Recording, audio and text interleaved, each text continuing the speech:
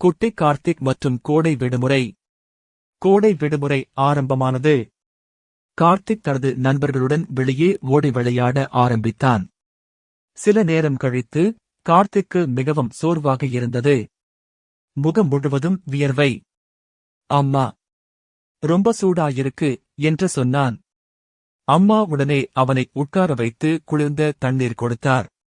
கார்த்திக், கோடையில் நிறைய தண்ணீர் குடிக்கணும், இல்லனா உடம்பு சோர்ந்து போயிடும் என்றார்.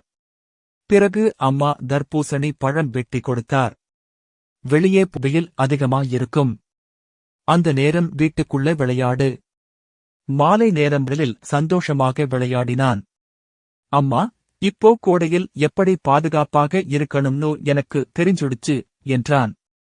கோடையில் தண்ணீர் குடித்து உடலை பாதுகாத்தால் ஆரோக்கியமாக இருக்கலாம்.